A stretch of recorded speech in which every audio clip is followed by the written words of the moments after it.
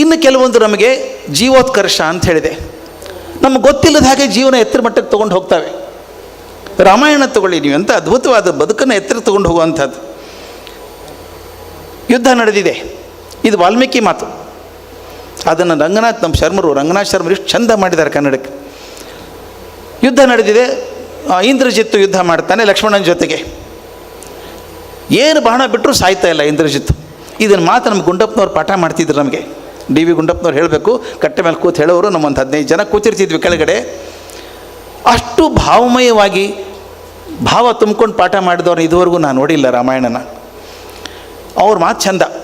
ಇಂದ್ರಜಿತ್ತಿಗೆ ಏನು ಬಾಣ ಬಿಟ್ಟ ಲಕ್ಷ್ಮಣ, ಏನೂ ಆಗಲಿಲ್ಲ ಇಂದ್ರಜಿತ್ತಿಗೆ. ಕೊನೆಗೆ ಅವ್ರ ಮಾತಿದ್ದು, ಕೊನೆಗೆ ಒಂದು ಆರ್ಡಿನರಿ ಬಾಣ ತಗೊಂಡ. ಅವ್ರ ಮಾತು, ಒಂದು ಆರ್ಡಿನರಿ ಬಾಣ ತಗೊಂಡ, ಹಣೆಗಿಟ್ಕೊಂಡ. ಏನು ಹೇಳ್ದ ಗೊತ್ತೋ?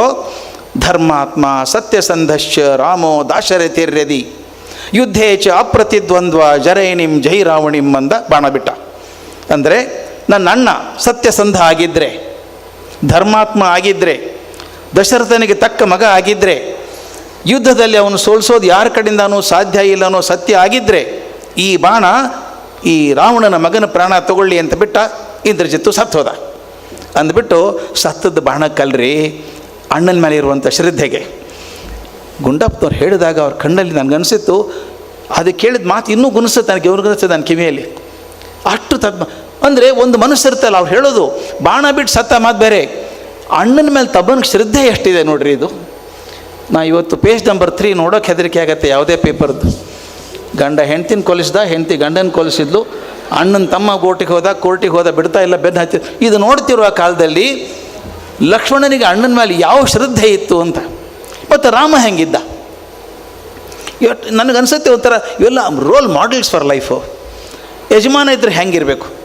ಕೆಲವ್ರಿಗಿರುತ್ತೆ ಸ್ಟೈಲ್, ಯಜಮಾನ ಅಂದರೆ ದರ್ಪದಿಂದ ಇರ್ಬೇಕು, ಹೇಳ್ದಂಗೆ ಕೇಳೋ ಅಂದ್ಕೊಂಡಿರ್ಬೇಕು ಅವರು. ಅದು ಯಜಮಾನಿಕೆ ಅಂತ ತಿಳ್ಕೊಂಡಿದ್ದೀವಿ ನಾವು. ರಾಮ ಎಂಥ ಯಜಮಾನ ಇದ್ದ ಅಂತ. ಲಕ್ಷ್ಮಣನಿಗೆ ಪೆಟ್ಟಾಗಿ ಬಿದ್ದಿದ್ದಾನೆ. ಸುಷೇಣ ಹೇಳ್ದ ಅವನಿಗೆ ಸಂಜೀವಿನಿ ತಂದರೆ ಉಳಿತಾನೆ. ಸಂಜೀವಿನಿ ತರಬೇಕಾದ ಹನುಮಂತ ಹೊರಟ. ಎದುರಿಗೆ ರಾಮ ಬರ್ತಾನೆ. ದಯವಿಟ್ಟು ಕಲ್ಪಿಸಿ, ಹನುಮಂತ ಡಿಕ್ಲೇರ್ ಮಾಡ್ಕೊಂಡ್ಬಿಟ್ಟಿದ್ದಾನೆ, ನಾನು ರಾಮದೂತ ರಾಮ ಸೇವಕ ಅಂತ ಕೂತಿದ್ದಾನು. ರಾಮ ಯಜಮಾನ ಹೆಂಗೆ ಹೇಳ್ಬೇಕ್ರಿ ಮತ್ತು ಆಂಜನೇಯನಿಗೆ? ಮತ್ತೊಬ್ಬರಾದರೆ ಬೇಗ ಹೋಗೋ, ಬೇಗ ತೊಂಬ ಅನ್ಬೋದಾಗಿತ್ತು. ರಾಮ ಹೇಳುವಂಥ ಮಾತು ಎಂಥ ಗಚ್ಚ ಶೀಘ್ರ ಮಹಾಬಾಹೋ. ವಾಲ್ಮೀಕಿಗೆ ಸಮ. ಗಚ್ಚ ಶೀಘ್ರ ಮಹಾಬಾಹೋ ಭ್ರಾತೃ ಭಿಕ್ಷಾ ಪ್ರದೀಯತಾಂ ಚಾತುರ್ಣಿಮೇವ ಭರ್ತೃಣಾಂ ಅಸ್ಮಾಕಂ ಪಂಚಮೋ ಭವಾನ್ ಅಂತಾನೆ. ಎಷ್ಟು ಅರ್ಥ! ಬೇಗ ಹೋಗಪ್ಪ ಮಹಾಬಾಹು, ಬೇಗ ಹೋಗು. ಭ್ರಾತೃ ಭಿಕ್ಷಾ ಪ್ರದೀಯತಾಂ, ನನಗೆ ನನ್ನ ತಮ್ಮನ ಪ್ರಾಣ ಭಿಕ್ಷೆಯನ್ನು ಕೊಡು ಅಂತ ಕೇಳ್ತಾನೆ ಯಜಮಾನ. ನನ್ನ ತಮ್ಮನ ಪ್ರಾಣ ಭಿಕ್ಷೆಯನ್ನು ಕೊಡು. ಮೂರನೇದು ಭಾಳ ಚೆನ್ನಾಗಿದೆ. ಇದುವರೆಗೂ ನಾವು 4-5 ಜನ ಅಣ್ತಮ್ಮಂದರು ಅಂದ್ಕೊಂಡಿದ್ವಪ್ಪ ಮಾರಾಯ ನಾವು. ಅಸ್ಮಾಕಂ ಪಂಚಮೋ ಭವಾನ್, ಇವತ್ತಿಂದ 5ನೇದವನಪ್ಪ ನೀ ನನಗೆ. ಅಂದರೆ ಯಾವ ಯಜಮಾನ ಹೇಗೆ ಬದುಕಬೇಕು? ನಮ್ಮ ಗುಂಡಪ್ಪನವ್ರು ಹೇಳೋರು, ಇಂಥ ಯಜಮಾನ ಇರೋದಕ್ಕೆ ಅಂಥವು ಸಿಕ್ಕದ್ದು ಸೇವಕ. ಯಜಮಾನ ಹೊರಟಾಗಿದ್ದರೆ ಹನುಮಂತ ಇರ್ತಿದ್ನ ಅಲ್ಲಿ. ಅಂದರೆ ಯಜಮಾನ ಹೇಗಿರಬೇಕು, ಸೇವಕ ಹೇಗಿರಬೇಕು ಅನ್ನೋದನ್ನು ಬಾಯಿ ಬಿಟ್ಟು ಹೇಳಲ್ಲ ವಾಲ್ಮೀಕಿಗಳು, ತೋರಿಸ್ಬಿಡ್ತಾರೆ ಹೇಗೆ ಅಂತ. ತಾವು ದಯವಿಟ್ಟು ಕುವೆಂಪುರವರ ರಾಮಾಯಣ ದರ್ಶನಂ ಪೂರ್ತಿ ಓದಲಿಕ್ಕೆ ಆಗದಿದ್ರು ಕೆಲವೊಂದು ಭಾಗ ಓದಬೇಕು.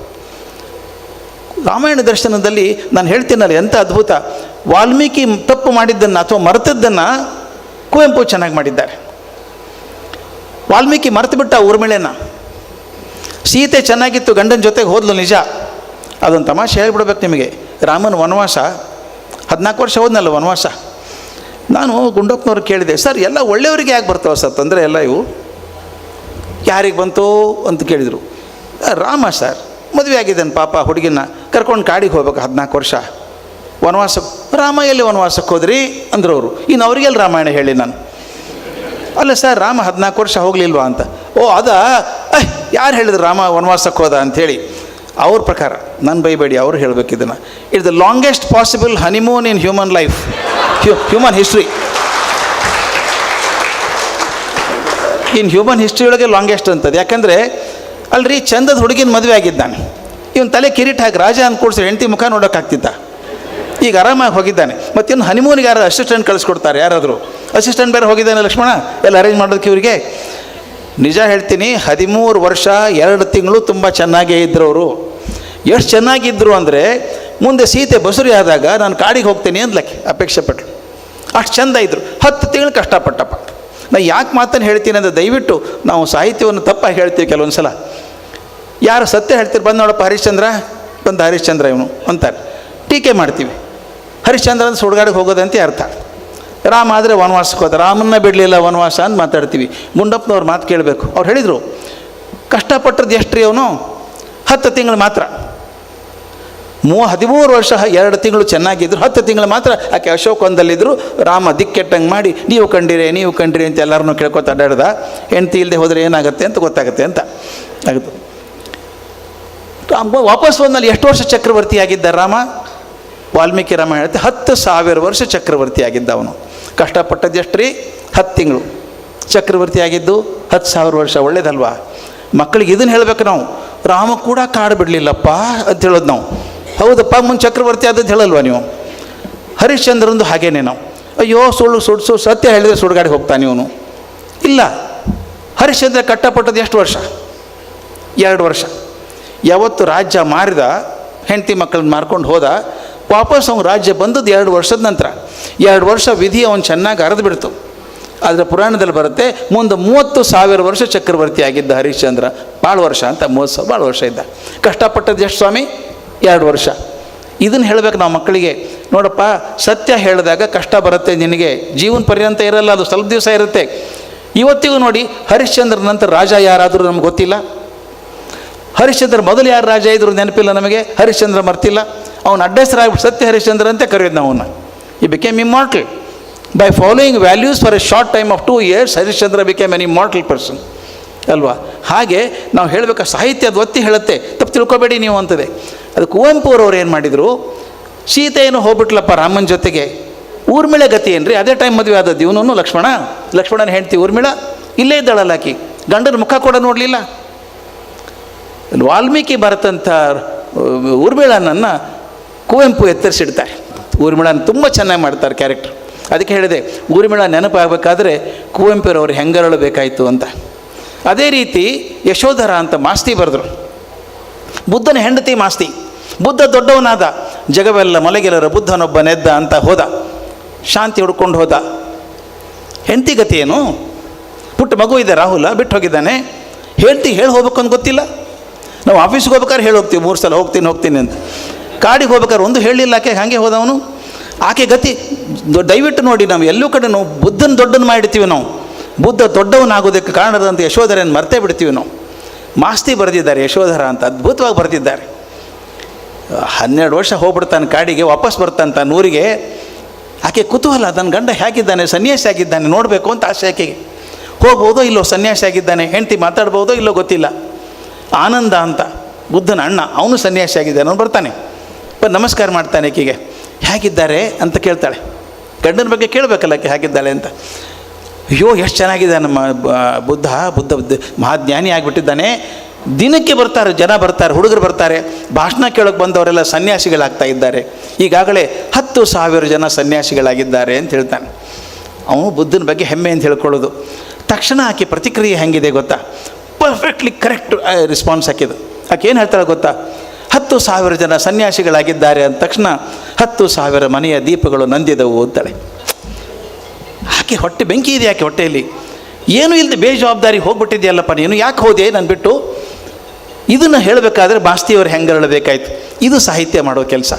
ಯಾವುದನ್ನು ವಾಲ್ಮೀಕಿ ಮಾಡಲಿಲ್ಲ, ಯಾವುದನ್ನು ಮಹಾಕಾವ್ಯಗಳು ಮಾಡಲಿಲ್ಲ, ಈ ಕವಿಗಳು ಮಾಡಿದರು ಅಂತ. ಅದ್ಭುತ. ಕುಮಾರವ್ಯಾಸ ಒಂದು ಹೇಳ್ಬಿಟ್ಟು ಮುಗಿಸ್ಬಿಡ್ತೀನಿ ಕರೆಕ್ಟಾಗಿ ನಾನು. ಅದ್ಭುತವಾದ ಮಾತು. ಟೈಮ್ ಆಯಿತಾ?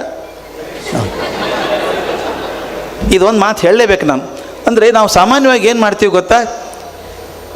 ದುರ್ಯೋಧನ ಕೆಟ್ಟವನು ಅಂತೀವಿ. ದುರ್ಯೋಧನ ಕೆಟ್ಟವನ್ನೇ ಅಲ್ವಾ ಮಹಾಭಾರತದಲ್ಲಿ? ನಾನು ಒಂದು ಸಲ ಸಿಕ್ಕಾಕ್ಕೊಂಡಿದ್ದೆ ಈ ಮಾತನ್ನು ಹೇಳಿ. ಮಾಸ್ತಿಯವರ ಕಾದಂಬರಿಗಳಲ್ಲಿ, ಕಥೆಗಳಲ್ಲಿ ಕೆಟ್ಟ ಪಾತ್ರ ಬರೋಲ್ಲ. ಬಹಳ ಕೆಟ್ಟ ಅಂದರೆ ಪಾಪ ಅವನ ಬಗ್ಗೆ ಟೀಕೆ ಇತ್ತು ಅಂತಾರೆ ಅಷ್ಟೇ, ಅವ್ರು ಮತ್ತೊಂದೇನಿಲ್ಲ. ನಾನೊಂದು ಸಲ ಕೇಳಿದೆ ಮಾಸ್ತಿಯವರಿಗೆ, ಸರ್ ನಿಮಗೆ ಕೆಟ್ಟ ಪಾತ್ರ ಕಾಣಿಸಲ್ವಾ ಅಂದೆ. ಇದಾವ ಮೇಷ್ಟ್ರೆ ಅಂದರು. ಇದಾರಲ್ಲ ಸರ್, ಬೇಕಾದಷ್ಟು ಜನ ಇದ್ದಾರಲ್ಲ ಅಂದೆ. ಒಂದು ಹೇಳಿ ಅಂದರು. ರಾವಣ ಅಂದ್ಬಿಟ್ಟೆ. ಯಾಕಂದಪ್ಪ ನಾನು ಸರಿಯಾಗಿ ತೊಗೊಂಬಿಟ್ರು. ಏನು ರೀ ರಾವಣ ಕೆಟ್ಟವನೇನ್ರಿ ಅಂದರು. ಅಲ್ವಾ ಸರ್ ಅಂದೆ. ರಾವಣ ಕೆಟ್ಟವನೇನ್ರಿ? ಎಲ್ಲ ವೇದಗಳನ್ನು ಓದ್ಕೊಂಡವನು. ಅವನಂಥ ಪಂಡಿತ ಜಗತ್ತಲ್ಲಿ ಇರಲಿಲ್ಲ, ಅವನಟ್ಟು ಶೂರ ಯಾರೂ ಇರಲಿಲ್ಲ. ಎಲ್ಲ ಇಂದ್ರಾದಿ ದೇವತೆಗಳು ಕಾಲು ಹಿಡ್ಕೊಂಡು ಕೂತಿದ್ರು ಅವನ ಮುಂದೆ, ಗ್ರಹಗಳೆಲ್ಲ ಮೆಟ್ಲಾಗಿ ಕೂತಿದ್ದು. ಏನು ರೀ ಅವನು ಅಂದ್ಬಿಟ್ಟು, ಮತ್ತು ಇನ್ನೊಂದು, ಈಶ್ವರ ಸುಲಭ ಒಲಿಯವನಲ್ಲ, ಅಂಥ ಈಶ್ವರನ ಒಲಿಸ್ಕೊಂಡಿದ್ದ ಅವನು. ತನ್ನ ಎದೆ ಸೀಳಿ ಕರಳುಗಳನ್ನು ಎಳ್ಕೊಂಡು ವೀಣೆ ಮಾಡಿ ಈಶ್ವರ ಒಲಿಸ್ಕೊಂಡು ಆತ್ಮಲಿಂಗ ಪಡ್ಕೊಂಡಿದ್ದ. ಎಷ್ಟು ಜನ ಕೊಟ್ಟಿದ್ದಾನೆ ರೀ ಈಶ್ವರ ಆತ್ಮಲಿಂಗ? ಅವನೊಬ್ಬನಿಗೆ ಕೊಟ್ಟದ್ದು. ಹೌದು, ಸೀತೆಯನ್ನು ಎತ್ಕೊಂಡು ಹೋದ, ತಪ್ಪು ಮಾಡ್ದ, ಹೊಡೆದ್ರು, ಕೊಂದರು, ಕರೆಕ್ಟ್ ಅವನ್ನ. ಎಷ್ಟು ಚಂದ ಮಾತು ಗೊತ್ತಾ? Condemn the act but don't condemn the person. ತಪ್ಪು ಮಾಡಿದ್ದನ್ನು ಹೇಳಿ, ಇಡೀ ಮನುಷ್ಯ ತಪ್ಪನ್ಬೇಡಿ. ಇವತ್ತಿಗೂ ನಾನು ಹೇಳ್ತೀನಿ ಸ್ನೇಹಿತರೆ, ಕೆಲವ್ರ ಬಗ್ಗೆ ಮಾತಾಡ್ತೀವಿ, ಅಯ್ಯೋ ಮಹಾನೀಚ ಅವನು. ಕೆಲವು ರಾಜಕಾರಣಿಗಳ ಬಗ್ಗೆ ಮಾತಾಡುವಾಗ ಓ ಭಾಳ ಕೆಟ್ಟ ಮನುಷ್ಯ ಅಂತೀವಿ. ಅವನ ಹತ್ರ ಹೋಗಿ ನೋಡಿ, ಅವನ ದೇವರು ಅನ್ನುವಂಥ 100 ಜನ ಇದ್ದಾರೆ. ಅವ್ರಿಗೇನೋ ಪ್ರಯೋಜನ ಆಗಿದೆ, ಅವರಲ್ಲಿ ಏನೋ ಒಳ್ಳೆಯದು ಕಂಡಿದೆ. ಅಂದರೆ ಪ್ರತಿಯೊಂದು ಮನುಷ್ಯನಲ್ಲ ಕೂಡ ಒಂದೇನೋ ಒಳ್ಳೇದಿದೆ, ಅದನ್ನು ಗುರುತಿಸಿ ಅಂತ ಮಾಸ್ತಿಯವರು ಹೇಳೋದು. ಆ ರೀತಿ ಮಾಡಿದಾಗ ದುರ್ಯೋಧನನ ಬಗ್ಗೆ ಹೇಳ್ತೀವಿ ನಾವು, ಕೆಟ್ಟವನಲ್ವಾ? ಪಾಂಡವ್ರನ್ನ ನಿಶ್ಶೇಷ ಮಾಡಬೇಕು ಅಂತ ಹೊರಟವನು, ಹೊಡೆದು ಹಾಕಿಬಿಡ್ಬೇಕು, ಉಳಿಸ್ಬಾರ್ದು ಇವ್ರನ್ನ ಅಂತ ಹುಡುಗೋನು. ಅಂಥ ಛಲದಂಕಮಲ್ಲ ಆದಂಥ ದುರ್ಯೋಧನ ಮಾತು ಕೇಳಬೇಕು, ಎಷ್ಟು ಚೆನ್ನಾಗಿದೆ. ಅದೊಂದು ಹೇಳಿ ನಿಲ್ಲಿಸ್ತೀನಿ ನಾನು, ಭಾಳ ಚಂದ. ಯುದ್ಧ ನಡೆದಿದೆ, ಅಭಿಮನ್ಯು ಯುದ್ಧ ಮಾಡ್ತಾ ಇದ್ದಾನೆ, ಭಾರಿ ಯುದ್ಧ ಮಾಡ್ತಿದ್ದಾನೆ. ಅವರ ನಾಯಕರೆಲ್ಲ ಓಡಿ ಹೋದರು. ದುರ್ಯೋಧನನ ಸೈನಿಕರಿದ್ರಲ್ಲ, ಮಂತ್ರಿಗಳೆಲ್ಲ, ದೊಡ್ಡ ದೊಡ್ಡ ವೀರರು, ವೀರಾದಿ ವೀರರೆಲ್ಲ ಓಡಿ ಹೋದರು. ಕೊನೆಗೆ ಅಭಿಮನ್ಯು ಯುದ್ಧ ಮಾಡೋದನ್ನು ನೋಡಿ ದುರ್ಯೋಧನ ಹೇಳುವಂಥ ಮಾತು ಕುಮಾರವ್ಯಾಸ ಹೇಳ್ತಾನೆ, ಇದು ಎಷ್ಟು ಚಂದ ಹೇಳ್ತಾನೆ. ಅವನ ಮಾತು ನೋಡಿ, ತಂದೆ ಹಡೆಯನೇ ಮಗನನು ಅಹುದೋ ಕಂದ, ಕಲ್ಪ ಸಹಸ್ರನು ಅಂತಳೋ ಇಂದುಧರನು ನಿನ್ನ ತಾಯಿ ಸುಭದ್ರೆ. ದುರ್ಯೋಧನನ ಮಾತಿದು. ವೈರಿ ಅವನು, ಅಭಿಮನ್ಯು ಯುದ್ಧ ಮಾಡ್ತಿದ್ದ. ಅವನ ಬಗ್ಗೆ ಹೇಳ್ತಾನೆ, ನಿನ್ನ ತಾಯಿ ಈಶ್ವರನನ್ನು ಎಷ್ಟು ಕಲ್ಪಗಳವರೆಗೆ, ಶತಶತಮಾನಗಳವರೆಗೆ ಪೂಜೆ ಮಾಡಿದ್ದೇನಪ್ಪ ನಿನ್ನಂಥವನು ಪಡ್ಕೊಳ್ಳೋದಕ್ಕೆ.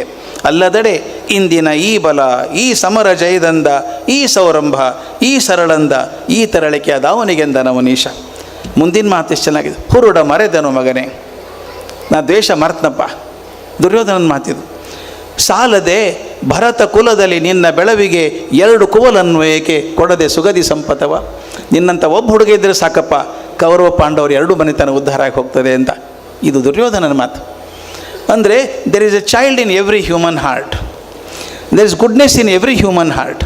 ಇದನ್ನು ಸಾಹಿತ್ಯ ಗುರುತಿಸುತ್ತೆ. ಪ್ರತಿಯೊಂದು ಸಾಹಿತ್ಯದಲ್ಲಿ ಹೇಳೋದು ಯಾರನ್ನೊಬ್ಬರನ್ನ ಹೋಲ್ಸೇಲ್ ಆಗಿ ಕೆಟ್ಟವನು ಒಳ್ಳೆಯವನು ಅಂತ ಅನ್ಬೇಡಿ. There is always a saint in a devil's heart and a devil in a saint's heart. I should recognise that one and respect. ಅದಕ್ಕೆ ಹೇಳ್ತಾರೆ, you have no business to disrespect anybody. ಈ ಸಾಹಿತ್ಯ ಕಲಿಸುವಂಥ ಮಾತು, ಜೀವೋತ್ಕರ್ಷ ಆಗುವಂಥ ಮಾತು. ಈ ಮನರಂಜನೆ, ಪ್ರೇರಣೆ, ಜೀವೋತ್ಕರ್ಷ 3 ಕೊಡುವಂಥ ಸಾಹಿತ್ಯ ನಮ್ಮ ಜೀವನವನ್ನು ಚೆನ್ನಾಗಿ ಮಾಡ್ತದೆ, ಸುಭಗ ಮಾಡ್ತದೆ. ತಾವು ಕೆಲಸ ಮಾಡುವಂಥ ಕೆಲಸ ಭಾಳ ಹೆವಿ ಕೆಲಸ ಇದು. You live with computers all the time. This comes as a great relief. It comes as a great relief. With ಸಾಹಿತ್ಯ ತಮಗೊಂದು ದೊಡ್ಡ ರಿಲೀಫ್ ಆಗಿ ಬರುತ್ತೆ. ಸಾಹಿತ್ಯ ನಿಮ್ಮ ಜೀವನವನ್ನು ಹೆಚ್ಚು ಮಾಡುತ್ತೆ. ಡಾಕ್ಟರ್ ರಾಜಾರಾಮಣ್ಣ ನನ್ನ PhD ಗೈಡ್ ಆಗಿದ್ದವರು, ಅವರು ಪಿಯಾನೋ ನುಡಿಸೋರು. ಅವ್ರು ಹೇಳೋರು, whenever I am tired of atomic physics I get inspiration from piano. Einstein ಹೇಳಿದ, whenever I am tired of physics I play violin ಅಂತ. ಹಾಗೆ ಒಂದು ಹವ್ಯಾಸ ಇದೆಯಲ್ಲ, ಸಾಹಿತ್ಯದ ಹವ್ಯಾಸ ನಮ್ಮ ಬದುಕನ್ನು ಹಗರು ಮಾಡುತ್ತೆ. ಹಗರು ಮಾಡೋದ್ರ ಜೊತೆಗೆ ಜೀವನಕ್ಕೊಂದು ಮಾರ್ಗದರ್ಶಿ ಆಗ್ತದೆ. ಅಂಥ ಸಾಹಿತ್ಯವನ್ನು ಚಿಂತನೆ ಮಾಡೋ ಅವಕಾಶ ಮಾಡಿಕೊಟ್ಟಂಥ ತಮ್ಮೆಲ್ಲರಿಗೂ ನನ್ನ ನಮಸ್ಕಾರ.